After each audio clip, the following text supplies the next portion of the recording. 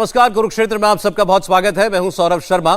मस्जिदों में लाउडस्पीकर पर अजान से शुरू हुआ विवाद हनुमान चालीसा के पाठ से बढ़ते बढ़ते तेरा हिंदुत्व वर्सेस मेरा हिंदुत्व पर आ गया है। उद्धव ठाकरे कहते हैं शिवसेना गदाधारी हिंदू है, विरोधी घंटाधारी हिंदू है। अजान कंट्रोवर्सी में राज ठाकरे की एंट्री से विवाद ने तूल पकड़ा था, लेकिन अब पूरा विवाद नवनीत राणा बनाम उद्धव ठाकरे लगता है। लेकिन उद्धव के निशाने पर बीजेपी भी है, राज ठाकरे कहीं नहीं है। उद्धव ठाकरे कहते हैं घंटाधारी लोग हमें हिंदुत्व सिखाने की कोशिश न करें, हमारा हिंदुत्व गदाधारी हिंदुत्व है और गदाधारी हिंदुत्व ही असली हिंदुत्व है। अब गदाधारी हिंदू कौन है, घंटाधारी हिंदू कौन है, कुरुक्षेत्र में इस पर हम बहस शुरू करेंगे। उससे पहले आपको उद्धव ठाकरे का वो बयान जरूर सुनना चाहिए जिसे लेकर मुंबई से लेकर दिल्ली तक सियासत गर्म है। हे कुठले आले घंटाधारी हिंदुत्ववादी? घंटाधारी हिंदुत्ववाद्यांनी आम्हाला गदाधारी हिंदुत्ववाद्याने हिंदुत्व शिकण्याच्या भानगडीत पडू नये। आमचं हिंदुत्व हे गदाधारी हिंदुत्व आहे। जिकडे हनुमान चालीसा असेल पढा, रामदास स्वामींनी सुद्धा मारुती स्तोत्र लिहून ठेवले, अप्रतिम आहे। भीमरूपी महारुद्रा, ते भीमरूप आणि महारुद्र काय असतं ते शिवसेना जर तुम्ही अंगावर आला तर दाखवायला कमी पडणार नाही, कारण आमचं हिंदुत्व हे हनुमानाच्या गदेसारखं गदाधारी आहे। या घरी यायचे, या हनुमान चालीसा तुमच्या घरात जर ती पद्धत नसेल, संस्कृती नसेल, आमच्या घरात येऊन बोलायचं असेल तर बोलू शकता जरूर, पण त्याला एक पद्धत असते, पद्धत असते। लहानपणापासून मी बघत आलेलो आहे। अशी एक म्हण आहे की साधू संत येती घरा तोची दिवाळी दसरा, पण आमच्या घरामध्ये दिवाळी असो, दसरा असो किंवा नसो, साधू संत येतच असतात। शिवसेना प्रमुख होते, माँ होती तेव्हाही येत होते, आताही येतात, पण ते नीट बोलून सांगून येतात की मैं आपके घर आना चाहता हूँ, कुछ तो आपको बताना चाहता हूँ, आइए जरूर आइए, आगत स्वागत आम्ही करू। पण दादागिरी करून याल तर दादागिरी कशी मोडायची ते सुद्धा आम्हाला शिवसेना प्रमुखांनी हिंदुत्वाच्या व्याख्येत समजून सांगितलेलं आहे। उद्धव ठाकरे कह रहे हैं जिसको हनुमान चालीसा का पाठ करना है उसे मेरे घर आना है, उसका स्वागत है, लेकिन दादागिरी की तो दादागिरी कैसे तोड़ते हैं यह हमें बाला साहब ने सिखाया है। उद्धव ठाकरे की इस दादागिरी वाली धमकी पर बीजेपी ने भी रिएक्शन दिया। बीजेपी आईटी सेल के प्रभारी अमित मालवीय ने यह कहा कि इतने साल से जब रोड पर नमाज पढ़ी जाती रही, 5 बार अजान होती रही, किसी ने मुसलमानों के घर के अंदर प्रार्थना करने के लिए नहीं कहा, लेकिन हनुमान चालीसा सार्वजनिक जगह पर नहीं पढ़ी जा सकती। मुसलमानों को लगातार दी जाने वाली रियायत भारत के धार्मिक आधार पर हुए विभाजन के बाद भारत की राष्ट्रीयता के विचार से हस्तक्षेप है। तो यह बीजेपी का जवाब है। शुरुआत करते हैं कुरुक्षेत्र की आज की बहस की। सीधे मेहमानों के पास आपको लेकर चलते हैं। शहजाद पूनावाला, भारतीय जनता पार्टी के राष्ट्रीय प्रवक्ता, स्वागत है शहजाद जी आपका। राजकुमार भाटी जी, समाजवादी पार्टी के वरिष्ठ नेता, राजकुमार जी स्वागत है आपका भी। शिवम त्यागी जी हमारे साथ हैं, पॉलिटिकल कमेंटेटर हैं, भाजपा समर्थक हैं। शिवम स्वागत है आपका। और मौलाना अलीमुद्दीन असरी साहब वो हमें ज्वाइन कर रहे हैं, मुस्लिम स्कॉलर हैं। मौलाना साहब का बहुत स्वागत है इंडिया टीवी पर। दो और मेहमान, आनंद दुबे शिवसेना से, वो हमें दिख रहे हैं। आनंद जी बहुत स्वागत है आपका भी। और बृजमोहन श्रीवास्तव साहब एनसीपी से, वो भी हमारे साथ है। बृजमोहन जी आपका भी आज की इस चर्चा में बहुत स्वागत। गदाधारी हिंदू, घंटाधारी हिंदू, इसका फर्क बताया कल उद्धव ठाकरे ने, और यह भी कहा कि दादागिरी तोड़ के रख देंगे अगर ज्यादा जबरदस्ती करने की कोशिश की। शहजाद पूनावाला, देखिए ऐसा है, मुझे लगता है पहले तो उद्धव जी को पता होना चाहिए कि घंटा जो होता है वो मंदिरों में उसका क्या प्रतीक होता है। हम मंदिर जाते हैं, भगवान के घर जाते हैं तो हम घंटा बजाते हैं, और घंटा बजाकर हम अपनी उपस्थिति दर्ज करवाते हैं। ये ओम का भी एक तरीके से प्रतीक होता है, वो आवाज़ ओम की तरह होती है। परंतु भूत पिशाच ये सारे डरे घंटे से, ये तो समझ में आता है उद्धव ठाकरे जी को क्यों इतना डर लग रहा है घंटे से। ये वही उद्धव ठाकरे हैं जिनके पिताजी बाला साहेब ठाकरे जी कहा करते थे कि अगर सड़कों पर नमाज होगी तो हम भी महाआरती करेंगे घंटों के साथ। पर चलिए, वो कहते हैं कि हम गदाधारी हिंदू है। नहीं सर, आप इच्छाधारी हिंदुत्व है। इच्छाधारी हिंदुत्व वही है जो राहुल गांधी से इन्होंने सीखी है, लेप लगाकर जनेऊ पहनकर मंदिर पहुंच जाना। परंतु जब हिंदुत्व को गाली देते हैं लोग, उसे आईसिस बोको हराम कहते हैं, तो ऐसे लोगों के साथ सत्ता में बैठना। जब सावरकर जी जो हिंदुत्व के सबसे प्रखर और सबसे बड़े पोस्टर बॉय है, तो उनको जब गालियां देते हैं और टीपू सुल्तान का महिमा मंडन करते हैं तो आप उनके साथ बैठते हैं। जब श्री राम के अस्तित्व को नकार नकारने वालों के साथ केवल सत्ता के लिए आप सिद्धांतों का सौदा करके बैठ जाते हैं, तो ये इच्छाधारी हिंदुत्व है। आज मैं पूछना चाहता हूं कि आज हनुमान चालीसा पढ़ने पर तो सेडिशन लगता है, उसको दादागिरी कहते हैं, परंतु मुझे बताइए कि यही मतीन शेखानी ने, पीएफआई के कार्यकर्ता ने महाराष्ट्र सरकार, पुलिस को और संविधान को चुनौती दी, कहा छेड़ेंगे तो छोड़ेंगे नहीं, उस पर सेडिशन नहीं लगती। नवाब मलिक पर सेडिशन तो दूर की बात, जो दाऊद के गुर्गों के साथ फाइनेंशियल ट्रांजैक्शन कर रहा था, आज उसका इस्तीफा लेने की हिम्मत नहीं है। और आज यही वो उद्धव ठाकरे जी है। माफ करना, मैं एक बात लास्ट आखिरी में कहूंगा। उद्धव ठाकरे जी, मैं तो आपसे पूछना चाहता हूं कि जो राम मंदिर के विरोध में इन्होंने 70 वर्ष लटकाने अटकाने भटकाने का काम किया, आज आप उनके साथ बैठकर कहते हैं कि आप हिंदुत्व की बातें करते हैं। कम से कम उनको बोल दीजिए कि हिंदुत्व का जो आए दिन अपमान करते हैं, सावरकर का जो अपमान करते हैं, उनके खिलाफ कम से कम गदा उठाइए, तब मैं मानूं। मैं आनंद जी से जवाब चाहता हूं। आनंद जी, बीजेपी के प्रवक्ता कह रहे हैं आपको इच्छाधारी हिंदू। आजकल सौरभ जी नमस्कार। नमस्कार। आजकल कुछ नकली हिंदू इधर उधर घूम रहे हैं, उनको संबोधित करते हुए आदरणीय उद्धव ठाकरे जी ने कहा कि ये जो नकली हिंदू है, इनके जो घंटाधारी हिंदुत्व है ना, उस पर बड़ा जो गदाधारी हिंदुत्व जो प्रहार करता है, जो देश की अस्मिता और सम्मान के लिए लड़ता है, जो देश के दुश्मनों को मारकर भगाता है, वह जो गदाधारी हिंदुत्व वो हमें कोई सिखाए नहीं। हमें पता है, अगर कोई हनुमान चालीसा पढ़ना चाहता हो, आइए, हमें बताकर आइए। साधु संत बचपन से हमारे घरों में आते रहे, आइए, आपका फूलों से स्वागत होगा। लेकिन अगर कोई भेष बदल कर आना चाहता है, कोई दादागिरी करना चाहता है, तो आदरणीय बाला साहब ठाकरे जी ने सिखाया था कि उनको ईंट का जवाब पत्थर से कैसे देना है। तो रही बात, देखिए, बीजेपी से हिंदुत्व का सर्टिफिकेट लेने की इच्छा नहीं है। ये महबूबा मुफ्ती के भी साथ बहुत सहूलियत पेश करते हैं, और जब इनको ऐसा लगता है कि सुबह 4 बजे एनसीपी के साथ सरकार बनानी है, तब शिवसेना इनके लिए हिंदू विरोधी हो जाती है। सौरभ जी, आनंद जी, मैं इतना जरूर कहना चाहता हूं आपसे भी और शहजाद पूनावाला से भी। बड़ी अजीब बात है, 30 साल साथ में रहे तब असलियत नहीं समझ पाए, 2.5 साल बिछड़े तो पता चल गया कि कौन इच्छाधारी है, कौन घंटाधारी है। एक सेकंड, मैं इतने साल, इतने दशक साथ में रहे आप लोग। करूंगा। हम तो देखिए, एक सेकंड दुबे जी, एक सेकंड। हम तो बाला साहेब ठाकरे जी के आज भी अनुयायी हैं, हम ये कहते हैं, परंतु जिन्होंने बाला साहेब ठाकरे की राह छोड़कर आज वो शिवसेना से लश्कर सोनिया बन गए हैं, और आज उनको उनके साथ, ये नकली हिंदू किसकी बात कर रहे हैं? राहुल गांधी की बात कर रहे हैं। मैं इनसे एक ही चीज बोलता हूं, आईएसएस और हिंदुत्व का कंपैरिजन हो सकता है क्या? हाँ या ना?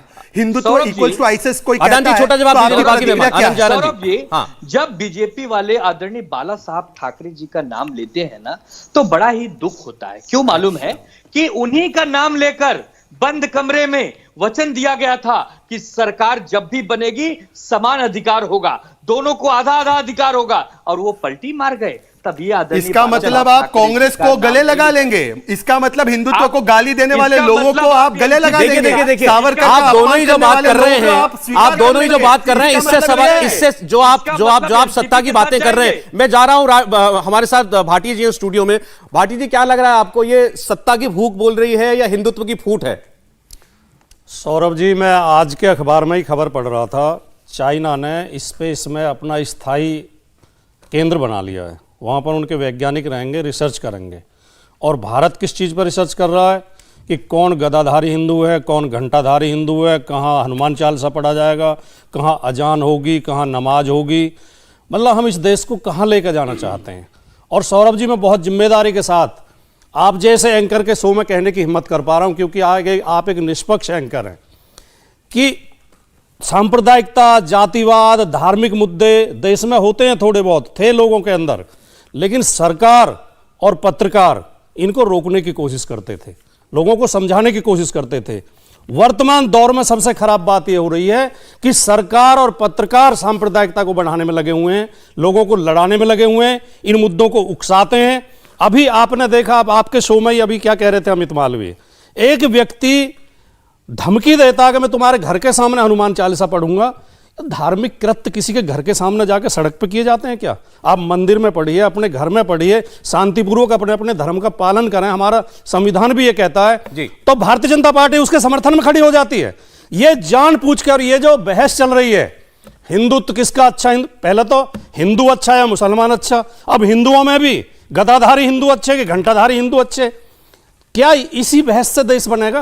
सर जो और भी हो, इन्हें ये लेकिन सूट करता है। आप यूपी में चुनाव लड़े, इस बार भी आप चुनाव लड़े, हिंदुत्व का मुद्दा चला ना, बुलडोजर भी चल गया, हिंदुत्व भी चल गया। अब सियासत में जो मुद्दे चल रहे हैं उसको उठाएंगी पार्टियां। 30 सेकंड और चाहूंगा। चला क्या नहीं चला ये महत्वपूर्ण नहीं है, चलना क्या चाहिए ये महत्वपूर्ण है। ठीक है। कई बार खराब चीजें भी चल जाती हैं। मैं आखिर में बस केवल 4 पंक्तियां बोलते हुए कि कहीं मंदिर कहीं मस्जिद की हम तख्ती लगा बैठे, हमें एक घर बनाना था मगर हम क्या बना बैठे, परिंदों के यहां फिरका परस्ती क्यों नहीं मिलती, कभी मस्जिद पे जा बैठे कभी मंदिर पे जा बैठे। इस देश को संभालिए। शिवम की बात जानना आप चाहता इस हूं। देश को अच्छा, बहुत बर्बादी शॉर्ट की तरफ में, ले जा बहुत रहे हैं। शॉर्ट में। मैं देखिए भाटी जी का बड़ा सम्मान करता हूं। भाटी जी आपको टॉपिक बताया होगा, परंतु आपने क्योंकि साइंस और चाइना वगैरह की बात की, तो मैं एक बात बताना चाहता हूं। इनके सांसद है बर्क। इन चीजों से आपको कोई मतलब नहीं है। आप चाहते नहीं कि इन पर चर्चा हो। मतलब है। अब आप चाहते नहीं विज्ञान पर चर्चा हो, मैंने आपके देश आगे बढ़े। मैंने आपके बीच में नहीं बोला। सांप्रदायिक मैंने आपके बीच में नहीं बोला। मैंने आपके बीच में नहीं बोला। आप उसे खराब मान रहे हैं कि साइंस पर चर्चा कीजिए। भाटी जी आपकी बात का जवाब दें। आप अपने वक्त में बोलिए। आपकी बात का जवाब दे रहे हैं। बोलने नहीं देंगे, ये बोलने नहीं देंगे क्योंकि एक्सपोज होने वाला है। भाटी जी ये एक्सपोज होने वाला है, इसलिए बोलने नहीं देंगे। चर्चा नहीं होनी चाहिए। नहीं, एक सेकंड, मैं तो बोल रहा हूँ विज्ञान पर ही चर्चा होगी। लेकिन बोलने चर्चा तो हो। आज आपने विषय उठा दिया। दुर्भाग्य सौरभ जी। अरे आपने अच्छा विषय उठा दिया तो जवाब सुन लीजिए ना। जवाब सुन वो अच्छा कहाँ कह रहे, खराब उठा दिया। आपकी बात को आगे जवाब सुन लूं ना। भाटी जी इस प्रकार से मत कीजिए, मैंने आपकी पूरी बात सुनी। इनके एक सांसद है बर्क साहब, इन्होंने कहा कोरोना पता है क्यों आता है, क्योंकि शरिया कानून में तब्दीली की गई, इसलिए कोरोना का कहर ढाया है। ये साइंस के बड़े बहुत ही परिचायक है, इस बड़े समर्थक है। तो कब निकालने बात? बिल्कुल, मैं तो एक सांसद ये बात कर रहा है, पत्रकार छोड़ दो, सांसद ये बात कर रहा है। मैं खंडन करता हूं इसका। खंडन करते हैं? मैं खंडन करता तो हूं। उनको कब निकालेंगे पार्टी से? समाजवादी पार्टी से कब निकालेंगे? पार्टी से क्यों निकालना है भाई? बर्क साहब बोलते रहे कोरोना का कहर शरिया की वजह से चल रहा है। अब सुन लीजिए, मैंने आपके बीच में बोला पूरी बात। एसटी हसन कहते हैं कि बीजेपी को वोट मत कीजिए, क्योंकि बीजेपी को करोगे तो यूसीसी आएगा और 4 शादी करने नहीं मिलेगी। अच्छा, अब एक सेकंड, ठीक है, आपने उनके इल्जाम के जवाब में उनके पार्टी के लोगों के बयान गिना दिए। यहाँ पर निजी सोच मायने नहीं रखती। आपकी निजी सोच जो है वो आपकी है, लेकिन आप ही की पार्टी के सांसदों की जो सोच है वो बता रही है ना कि उनको भी मालूम है कि राजनीति कैसे करनी है। उनकी सोच निजी है, मेरी सोच पार्टी की सोच है। वो निजी नहीं है सर, मेरी पार्टी की सोच वैज्ञानिक सोच है। वो पदाधिकारी है। पार्टी धर्मनिरपेक्ष है। अच्छा चलिए, मेरी पार्टी सामाजिक न्याय में विश्वास करती है, भारत के संविधान में विश्वास करती है। मैं एडवांस में भाटी जी आपसे माफी मांग लेता हूं, लेकिन मैं सौरभ जी ये कह रहा हूं कि मैं भाटी जी राजकुमार जी को यहां गोली मार दूंगा। क्या इस बात के लिए मुझे 302 में लगाकर, नहीं सुन लीजिए, क्या इस बात के लिए मुझे सिर्फ कहने भर से 302 लगाकर जेल में डाल दोगे कि नहीं? धमकी पे 302 लगती है? नहीं लगती ना। आपको कानून ज्ञान है? यही एग्जैक्टली आप सुनिए, अब ये सुनने को तैयार नहीं। सुनिए ना, यही कह रहा हूं मैं। गलत तथ्य क्यों? अरे यही कह रहा हूं मैं नहीं दे रहा हूं, आपकी महाराष्ट्र सरकार दे रही है। सुनिए जरा, क्या उन्होंने हनुमान चालीसा पढ़ी वहां? जब वहां पढ़ी ही नहीं तो किस बात की जेल? बताइए मुझे। मैं यही तो कह रहा हूं, मैंने मारा नहीं इनको, तो इसलिए मैं 302 में जेल नहीं जाऊंगा। नहीं, आप जेल जाओगे। जिस आप धमकी में भी जेल जाओगे। में नहीं जाऊंगा। आप धमकी में भी जेल जाओगे। नहीं जाऊंगा। आप 506 में जाओगे। में नहीं जाऊंगा। 506 में जाओगे। 302 में नहीं जाऊंगा। मैं राष्ट्रद्रोह में नहीं जाऊंगा। 506 में जाओगे। 506 में जाओगे और शांति भंग में जाओगे। इसका कानून खत्म कर। यही बात तो कह रहे हैं, यही बात तो कह रहे हैं। ये तो टोको के गलत तर्क दे रहे हैं, कुतर्क कर रहे हैं। वो ये कह रहे हैं धमकी देने पे 302 कैसे ले जाएंगे? अच्छा, एक सेकंड, वो यही तो कह रहे हैं कि नवनीत राणा पर फिर देशद्रोह किस बात का लगा है? धौंस दी उसने, शांति भंग करने का प्रयास किया। सांप्रदायिकता पैदा हुई, इस पर देशद्रोह लगेगा, सांप्रदायिक तनाव पैदा हुआ लगेगा देश में। अगर विघटन होगा, आप वरिष्ठ और जानकार आदमी हैं, कानून भी समझते हैं। नवनीत राणा पर एक सेकंड, नहीं, मैं इनको जानता हूं व्यक्तिगत तौर पर भी, सच बोलते हैं। आप मुझे बताइए ईमानदारी से, नवनीत राणा के ऊपर राजद्रोह लग सकता था? हाँ, मैं बताता हूं। कैसे बताइए? आप सेडिशन का कानून पढ़िए, मैंने लॉ की हुई है, मैंने पढ़ा है। दो समुदायों में विद्वेष पैदा करने का देशद्रोह होता है। टाइम बचा है सर। 2 समुदायों में विद्वेष पैदा कर रहे थे वो, कि मैं वहां पढ़ूंगा। 15 सेकंड शिवम में बुलाना। देखिए हिपोक्रेसी और एजेंडाधारी किन्हें कहते हैं? कौन कर रहा था, पैदा कर रहा था 2 समाज में विद्वेष? वो तो घर से निकले ही नहीं, उनको आपने बिना घर से निकले, उन्होंने कहा था, किया नहीं। कैसी बातें कर रहे हैं, देश को गुमराह कर। सुनिए, किसी ने कहा कि मैं किसी के घर के सामने जाकर जो है हनुमान चालीसा पढ़ूंगा, तो क्या यह धार्मिक विद्वेष बढ़ाने की बात हो गई? क्या उसने पढ़ दिया, मुझे किसी को मारना है, क्या मैंने मार दिया, मुझे 302 में जेल डालोगे? नहीं ना। उल्टा किन पर लगना चाहिए? जो 1000 गुंडे वहां खड़े होकर हंगामा कर रहे थे और जो किरीट सोमैया को जिन्होंने आंख फोड़ दी, उनको लगना चाहिए। मैं मौलाना साहब के पास जाना चाहता हूं। मौलाना साहब एक मिनट, मौलाना साहब, जिसने मार दिया उसको तो लगा नहीं है, जो कुछ मौलाना अलीमुद्दीन असदी साहब हमारे साथ दो सेंटेंस में जवाब सर प्लीज, बहुत देर से इंतजार कर रहे हैं। ठीक, सौरभ जी जी सबसे पहले मैं आपका शुक्रिया अदा करता हूं, आपके शो में आया मैं।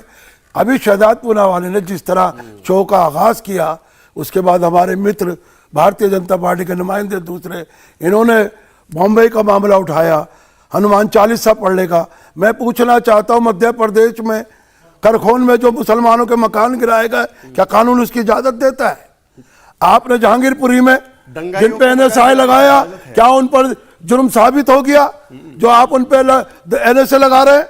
ये कौन सी दोहरी नीति है? अगर बाल ठाकरे के लड़के ने, उद्धव ठाकरे ने अगर उनको NSA में कर दिया और वो पूरा भड़काऊ भाषण दे रहे थे, पूरी महाराष्ट्र को आग लगाना चाहते थे, अरे मौलाना साहब, उद्धव ठाकरे ने अगर उनको जेल में डालकर महाराष्ट्र मौलाना एक बात मैं आपको कह दूं, बाला साहेब ठाकरे कहिए या बाल ठाकरे जी कहिए, ये बाला साहेब ठाकरे या बाल ठाकरे जी कहिए, ये स्वर्गीय बाला साहेब ठाकरे हैं। अगर आपका नाम इज्जत से नहीं ले पाते हैं तो मत लीजिए। हमारे नेता नहीं है वो पार्टी के, परंतु इस प्रकार की अभद्र भाषा हम नहीं सहन करेंगे। ये बात कान खोलकर सुन लीजिए। शिवसेना करे ना करे विरोध, मैं इसका विरोध करता हूँ। बाल ठाकरे जी, बाला साहेब ठाकरे या बाल ठाकरे जी बोलिए, आप कान खोलकर सुन लीजिए। अन्यथा डिबेट सुनूंगा नहीं आपकी, बिल्कुल नहीं सुनूंगा। बाला साहेब ठाकरे या बाल ठाकरे जी या स्वर्गीय बाल ठाकरे बोलिए। आप शब्दों आगे बढ़े, आगे बढ़े। एक सवाल का जवाब, बाला साहेब ठाकरे बोलिए। आप नहीं बोले प्लीज। बाला साहेब ठाकरे हो गई वो बात, हो गई वो, इज्जत से नाम ले रहे हैं। ये शिवसेना वाले करे ना करे, बाला साहेब ठाकरे बोलेंगे। उद्धव ठाकरे जी ने अगर महाराष्ट्र को बचाने का काम किया, इसमें क्या बुराई है? उन्होंने बहुत अच्छा काम किया। चलिए, बहुत अच्छी बात है। बस इतना बताइए, कानून का रास्ता खुला। मौलाना साहब बस इतना बता दीजिए, आज से शिवसेना को आप सेक्युलर सर्टिफिकेट दे रहे हैं? नहीं, मैं नहीं दे रहा।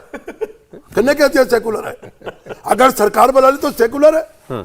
अगर वो सरकार में है, वो मुख्यमंत्री है, देश वहां का महाराष्ट्र का हेड है, उनका काम बनता है, कर्तव्य किसी की भी सरकार। लेकिन शिवसेना सेकुलर नहीं है। सुनिए, जब शपथ उठाते हैं, शपथ उठाने के बाद कल क्या था, आज वो हमारा मुख्यमंत्री है महाराष्ट्र का, वो तो फिर बीजेपी भी सरपरस्त है। फिर बीजेपी भी सेक्युलर है। हमने कब कहा है? भी तो शपथ कब कहा हमने मोदी जी? नहीं है ना, धार्मिक गलत नहीं है ना, नहीं है ना, नहीं है ना। अरे आप तो फिर खरगोन के मुख्यमंत्री ने भी शपथ ली है, वो भी सेक्युलर है, वो भी सेक्युलर। मतलब पत्थर मारने वालों पर बुलडोजर चलाया है, पत्थर मारने वालों पर बुलडोजर चलाया है, किसी संत महात्मा पे नहीं चलाया, किसी गलत आदमी पे नहीं चलाया।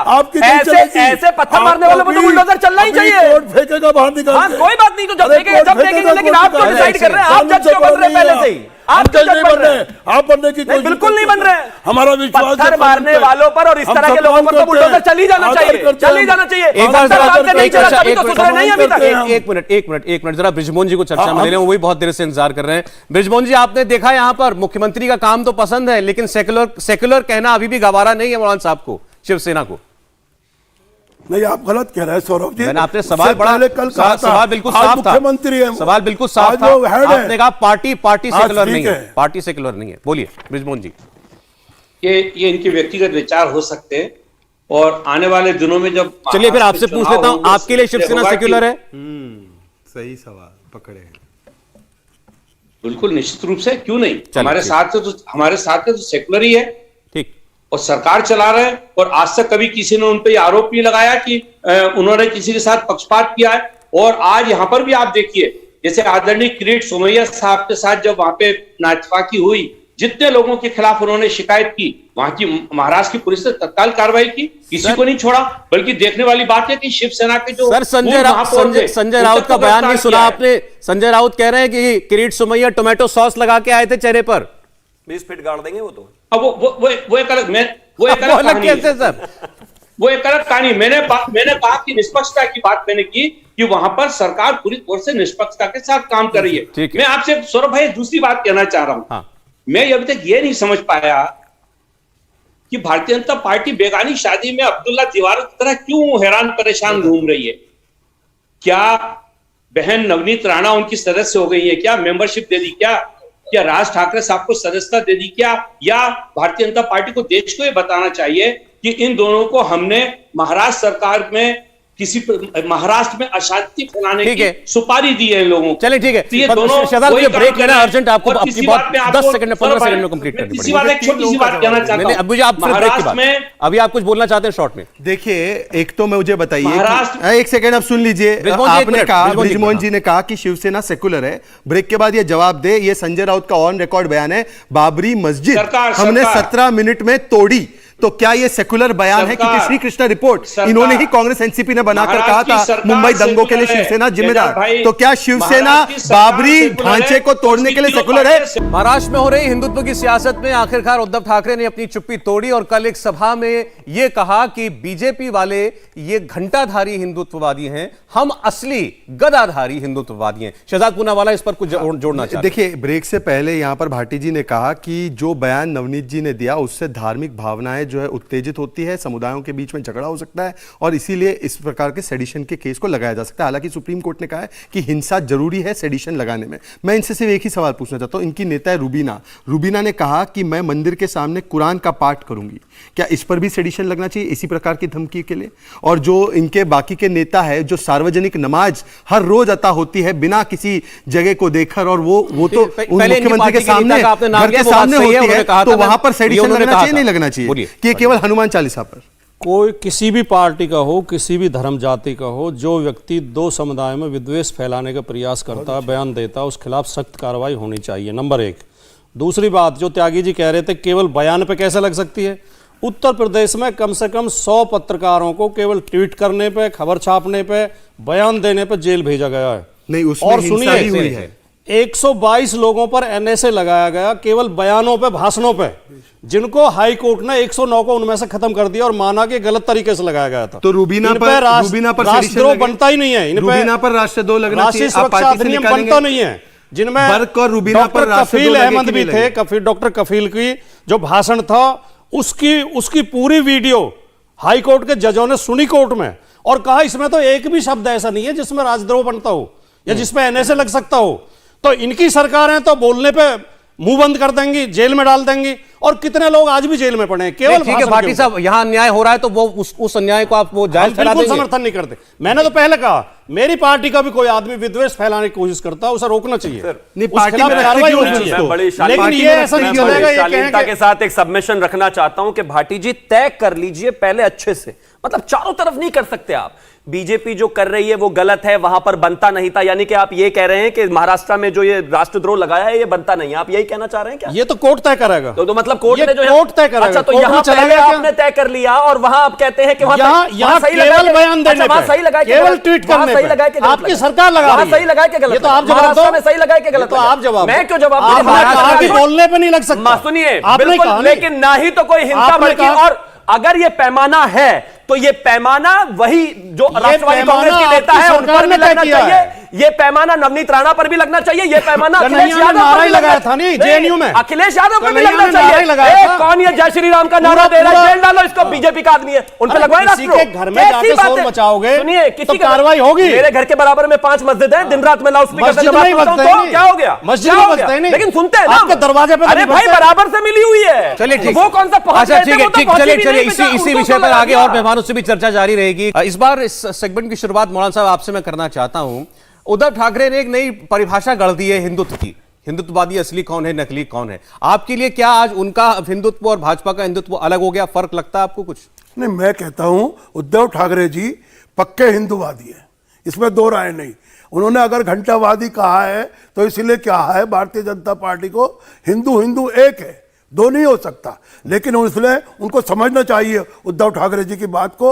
उद्धव ठाकरे जी ने जो कहा है घंटावादी, ये घंटा ज्यादा बजाते हैं, भगवान को कम पूजते हैं, अच्छा, इसलिए उन्होंने कहा। मैं परिभाषा बता रहा हूं उनकी आपको। और गदाधारी? गदाधारी कह दीजिए कि वो हनुमान के पुजारी भी हो सकते हैं, भगवान के पुजारी भी हो सकते हैं, सबके आगे माथा टेकते हैं वो। पूजा घंटियों के साथ होती है, गधे के साथ नहीं होती। तो इनको पता नहीं है क्योंकि इनकी आस्था का तरीका अलग है, इनको नहीं पता। पर मैं इनसे पूछना चाहता हूँ, एक सेकंड मौलाना साहब आप बीच में मत घुसपैठ करो।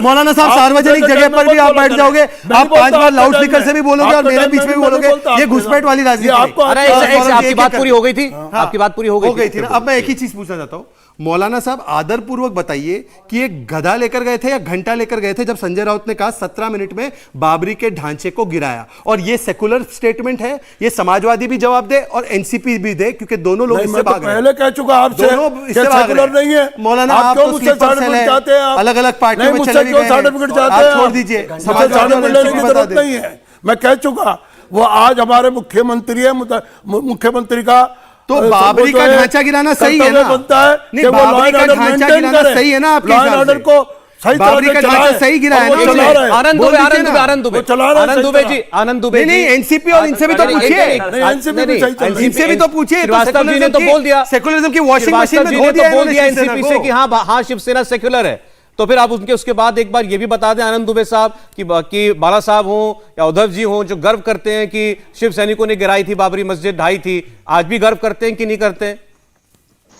आपने लगता है कल उद्धव जी का भाषण सुना नहीं सौरभ जी? जी, उन्होंने पहले ही यही कहा कि उस समय ये जो आज के जो नकली हिंदू है कहां भाग गए थे जब बाबरी ढांचे को शिव सैनिकों ने उस समय अपने जान की बाजी लगाकर ढाया था। तब बाला साहब ठाकरे जी ने कहा था कि अगर एनसीपी शिव इनको सैनिकों सेकुलर ने कह रही ऐसा थी। किया है तो हमें गर्व है। और एक मिनट सौरभ जी, जरा एक मिनट, एक और हाँ, बात बोलिए, कहना बोलिए, चाहता कहते हूं। बड़े रहिए। बड़े ज्ञानी और महाज्ञानी लोग कह रहे हैं कि राजद्रोह लगा दिया। हाँ, लगा दिया। क्यों लगाया? विनय न मानत जलद जड़, गए 3 दिन बीत और बोले राम सकोप तब भय बिन होए न प्रीत। ये बिना भय के मतीन मानेंगे। शेखानी पर लगा दो इनके ना, ऊपर- ये इनके नवाब ऊपर मलिक पर राजद्रोह लगा दो नहीं ना। मतीन इनके शेखानी पर ऊपर नहीं लागू राजद्रोह होता। नहीं लगाऊंगा, नहीं, तो ये लोग मतीन जीने शेखानी देंगे। कहता है इन चुनौती पर मत दीजिए, राजद्रोह भी छेड़ेंगे तो लगेगा। छोड़ेंगे नहीं। इन पर मतीन राजद्रोह शेखानी भी पर नहीं लगेगा। लगा पाते चलिए, आप। ठीक। और इनको मतीन जेल के शेखानी अंदर पर भी नहीं लगा लगा शहजाद पाते। एक मिनट, हनुमान मैं चालीसा देखना बोलने चाहता हूं वाले इस बार, लगाते। मैं देखना चाहता हूं बृजमोहन जी की प्रतिक्रिया दोनों बातों पर। उद्धव जी ने कल भी कहा मुझे गर्व है शिव सैनिकों ने बाबरी मस्जिद ढाई थी, क्या कहेंगे इस पर बृजमोहन जी? पहले इसी का जवाब दे दीजिए। सौरभ जी, मैं बहुत स्पष्ट कर दूं कि इस देश का संविधान बनाने में और देश के कायदे कानून बनाने में जो योगदान फ्रीडम मूवमेंट में हम लोगों के पुरखों का रहा है, वो चूंकि वर्तमान जो पार्टी है उसका कोई भी व्यक्ति उसमें था नहीं, तो इनका इस देश के संविधान में, देश के कानून व्यवस्था में किसी भी प्रकार का कोई भी ना तो योगदान है ना इनका ये आप शिवसेना के लिए कह रहे हैं? क्योंकि मेरा ये सवाल सारी शिवसेना को बातों लेकर को- था। ये सारी बातों को ये आप शिवसेना के लिए कह रहे हैं? ना, आप रुकिए ना। वर्तमान सरकार किसकी है भारत में? शिवसेना की। नहीं सर, प्लीज सर, आप प्लीज। बताइए। जिस दिन भारत सरकार पे किसकी डिबेट होगा उस दिन सरकार? आप बोलिएगा। बताइए देश सवाल को। अभी आपके सामने, बताइए, आपके बताइए। सहयोगी दल जिनके मुख्यमंत्री हैं जिस पार्टी के, उन्होंने कहा, मुख्यमंत्री ने बोला मुझे गर्व है हमने बाबरी मुझे आप मस्जिद मेरी ढाई। बात- आप बतौर सहयोगी बताइए मेरी आपको बात- कैसा महसूस होता है? मुझे आप मेरी बात ना कहने देंगे तो कैसे बात अरे बनेगी? सवाल का आप विषय पे दो। जवाब दे दीजिए, ना। बोलिए। हैं? मैं ये कहना चाहता हूं कि हमारी सरकार और हमारी पार्टी और महाराष्ट्र की वर्तमान अघाड़ी सरकार पूरी तौर से कानून व्यवस्था और देश के संविधान कानून पर कहां से आ गए? टकराई है और उसी के लिए काम कर रही है। जो कानून कहेगा वो कानून, जो कानून बृजमोहन जी, कहेगा, ब्रिजमोहन जी, उसके- मुझे उसके पता है मुझे सरकार आपके लिए चलेगी। मुश्किल है। हमारा- हम- One more, मुख्यमंत्री once उद्धव more। ठाकरे को बाबरी मस्जिद ढाने पर गर्व है, हम आपके भी मुख्यमंत्री हैं। हम इस देश को चलाना चाहते हैं देश के कानून के अनुरूप। अरे वो सब हमको पता समझ है, आप कितना चलाना 4 बार चाहते हैं, सवाल लूटना पूछ लिया, चाहते आपने हैं, जवाब नहीं दिया। चाहिए। ठीक है, मैं समझ रहा हूं। नहीं, एक सेकंड। अच्छा, मैं बताता हूं। पार्टी को प्रॉब्लम आप है। बताइए, वो नहीं चाहते कि कांग्रेस देश और संविधान से एनसीपी चले। को उनकी बाबरी किसी भी ढांचे प्रकार की गिरने कोई का भी- गर्व है जैसे शिवसेना को है, या उनको लगता है शिवसेना ने गलत किया? शहजाद भाई, अरे जब मेरा मैं बीच मुझे में भाई बोल मत देता बनाइए। तो आपको आपके कितनी भाई ने बोला है कि तकलीफ बाबरी होती है, गिराया, कितनी सही तकलीफ क्या हो गलत जाती है किया? आपको? आप मुझे मेरी बात अरे कहने बोलो दीजिए तो। ना। ये अरे जवाब- ये चलिए, पांचवी बार से- गद्दारी हिंदू किनको लेकर बैठे हैं? पांचवी बार से ये बृजमोहन जी गद्दारी सीधा हिंदू जवाब किनके दे साथ दीजिए। बैठे चला, हैं? एक मिनट। आगे जो पांचवी डिबेट बार है, से सवाल गद्दारी पूछा हिंदू गया। किनके साथ बैठे हैं? देखिए जरा, एक मिनट, बाबरी के विषय में एक मिनट शहजाद, एक मिनट। फिर एक बात आपने भी पूछ लिया, अब देखते हैं। बृजमोहन जी बोलिए। देखिए, मेरा इस मामले में बहुत स्पष्ट कहना है, हम तीनों की जो सरकार है एक कॉमन मिनिमम प्रोग्राम पे काम कर रही है। उसमें राम किसी मंदिर भी है और उसमें बाबरी पे बोलना मना है। किसी भी कुल दल मिला को के मामला ये है। चलिए। किसी भी दल ने अपनी कोई विचारधारा से कोई समझौता नहीं अरे किया है। इनको तो- जो अच्छा उनका ठीक, जो चलिए अब उनकी मैं दूसरी बात पे आता हूं जो आपने ठीक है, चलिए ठीक है, मैं जो विषय आपके लिए असहज है आप उससे बचेंगे, ये स्वाभाविक बात गदाधारी है। हिंदुत्व कॉमन देख मिनिमम रहा हूं। प्रोग्राम पर सरकार ये चल रही है, गदाधारी उसमें हिंदुत्व हिंदुत्व नहीं है, देखो। ये उनका जवाब है। चलिए ठीक है, उनका जवाब आ गया कि भाई ये हमारे विषय में नहीं है, ये सिलेबस के बाहर का क्वेश्चन है। मतलब ठीक है। शिवसेना जो पार्टी गर्व करती नहीं, है, अब दूसरा सवाल, अब दूसरा सवाल, अब दूसरा सवाल भाटी जी से, दूसरा सवाल भाटी जी से। अभी चौपाई पढ़ करके आनंद दुबे जी बता रहे थे कि हमने राणा दंपत्ति के ऊपर राजद्रोह का मुकदमा क्यों लगाया है? भय पैदा करने के लिए, डर पैदा करने के लिए भाटी जी, केवल डर पैदा करना है, इसलिए राजद्रोह लगाया गया है। उन्होंने ये नहीं बताया कि उन्होंने किया क्या था जिस वजह से लगाया।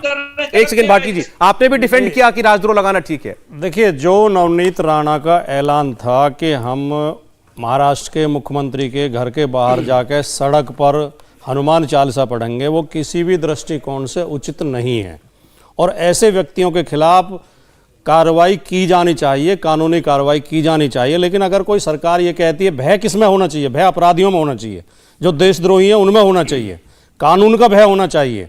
लेकिन मैं स्पष्ट तौर पर ये कहना चाहता हूं सौरभ जी, बड़ी ईमानदारी के साथ, कि चाहे मेरी पार्टी का व्यक्ति हो, चाहे विरोधी पार्टी का हो, चाहे हिंदू हो, चाहे मुसलमान हो, जो भी सांप्रदायिक सद्भाव बिगाड़ने का प्रयास करता है वो देशद्रोही है, उसके खिलाफ सख्त से सख्त कार्रवाई की जानी चाहिए।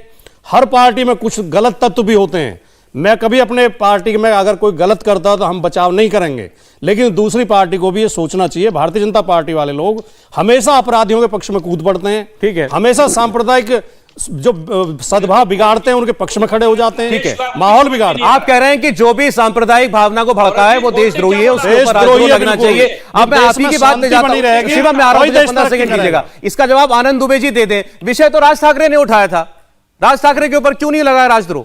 आनंद जी।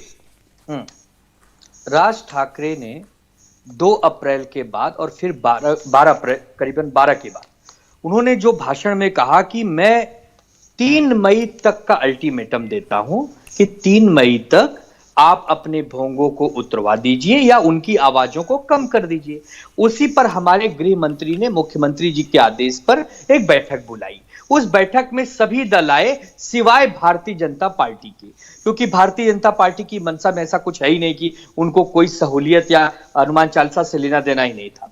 और उस बैठक में फैसला लिया गया कि जो सुप्रीम कोर्ट का आदेश है कि रात को 10 बजे के बाद और सुबह 6 बजे के बीच में जो आवाज नहीं होता नहीं होगी, पूरे देश में मान्य है। और जो पुलिस ने नोटिस दे रखी है कि भाई अगर आपने परमिशन नहीं ली है तो ले लीजिए, और अगर ले ली है तो उसका हमें सूचित कर दीजिए, जो डेसिमल अलाउ है उतने पर ही बजाइए। तो इन सब चीजों को लेकर तो आप महाराष्ट्र के अंदर, मैं महाराष्ट्र के अंदर, मौलाना साहब माफ कीजिएगा, मुझे सही अल्फाज नहीं मालूम है, लेकिन जो पहली दो अजानें होती है 6 बजे के पहले, अब वो नहीं होंगी महाराष्ट्र में?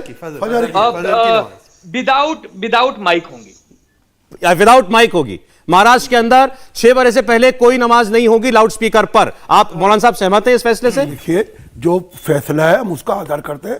हमारे उलमा ने भी कहा है, अगर आप किसी दूसरे फिरके को, दूसरे मजहब वाले को तकलीफ होती है तो अपनी आवाज धीमी कर लीजिए, धीमी कर लीजिए। और इसको कोर्ट ने माना है और हुकूमत ने माना है।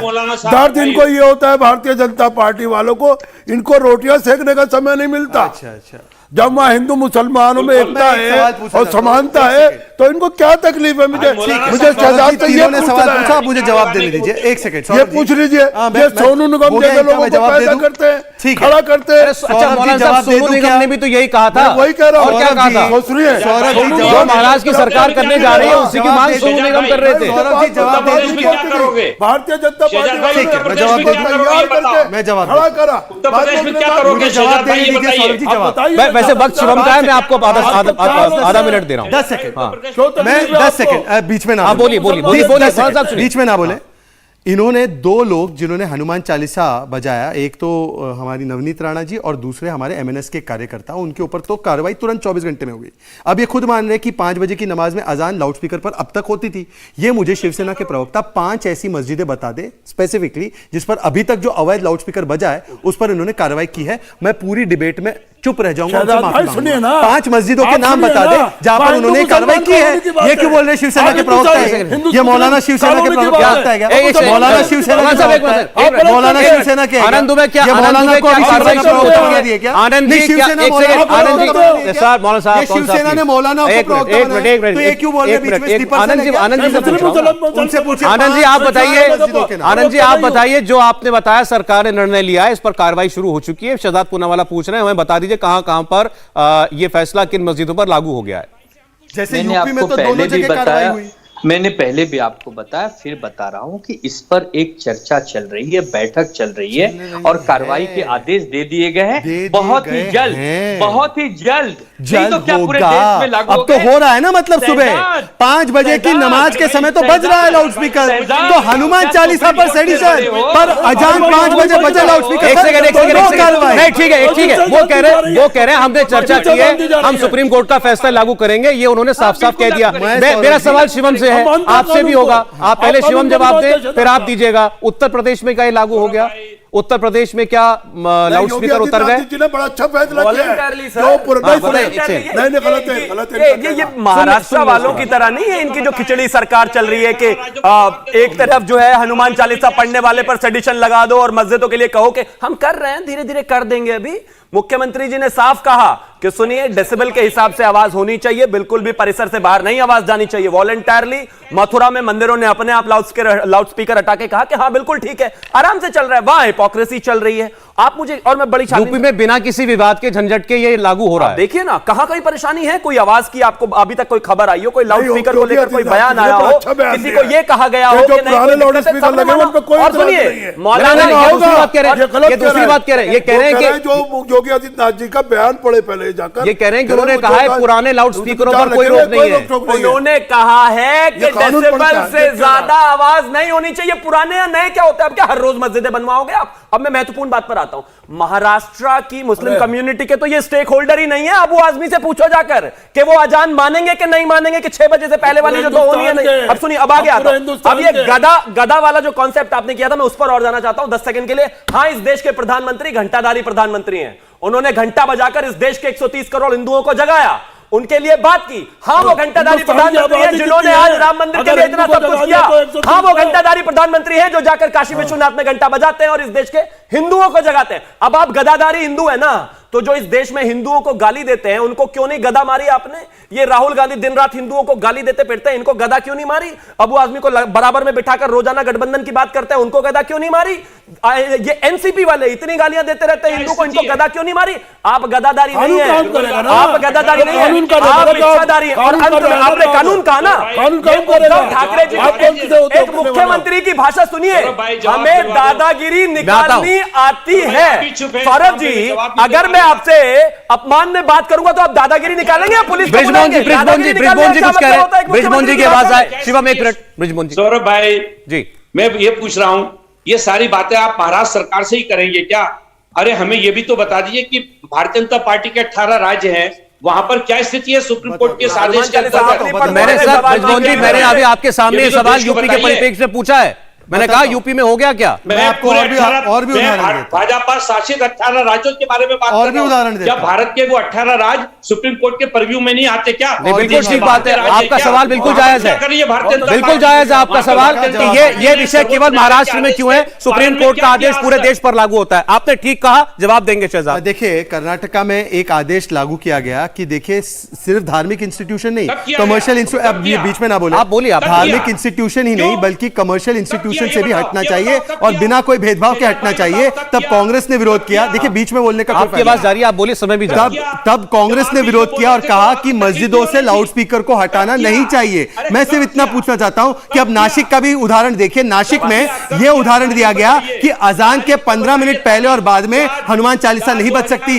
100 मीटर दूर हनुमान चालीसा नहीं बच सकती। केवल सारे रिस्ट्रिक्शन हनुमान चालीसा पर क्यों? सार्वजनिक नमाज अता होती रहे, उस पर कोई बहुत छोटा जवाब, दूसरी बात, 5 मस्जिद बता दो जिसपे अवैध लाउडस्पीकर की वो कह रहे हैं कार्रवाई अभी चर्चा चल रही है, उन्होंने बोल दिया अभी सब चर्चा चल रही है। कहीं भी देश में किसी को आपत्ति नहीं है, किसी पूजा पाठ पर आपत्ति नहीं है, लेकिन अगर हनुमान चालीसा का पाठ दूसरे लोगों को परेशान करने के लिए जानबूझ के किया जाएगा, किसी के नमाज घर के सड़कों पर सामने पढ़ी जाएगी, लोग नहीं है। परेशान होंगे तो गलत हनुमान पे चालीसा पेश भी मत पढ़ी करो। जाएगी। या तो ये सब लड़ाने की या बात कोई करते हैं, ये क्यों नफरत है, क्यों? ये नफरत इनके अंदर नमाज भरी हुई है। सड़कों पर ये पढ़ी जाएगी देश और में उन पर शांति चाहते राष्ट्रपति नहीं। नहीं लगेगा, ये हनुमान सिर्फ हनुमान चालीसा वालों पर लगेगा तो फिर हनुमान के लिए पढ़ेंगे। चालीसा नहीं फिर पढ़ेंगे, पूरे देश ये में बीजेपी के लिए लगा चालीसा दीजिए। पढ़ेंगे। समय इतना ही था मेरे पास, लेकिन जिस विषय पर हम चर्चा कर रहे हैं शिवम जी बुलाना साहब, या तो दोनों मैं के कानून बराबर मैं होगा, शुक्रिया किसी के करता लिए नहीं हूं होगा। शुक्रिया करता हूं आप सभी मेहमानों का आने के लिए। इंडिया टीवी हर वक्त हर जगह डाउनलोड करने के लिए सर्च करें India TV news Google play store या ऐप स्टोर पर।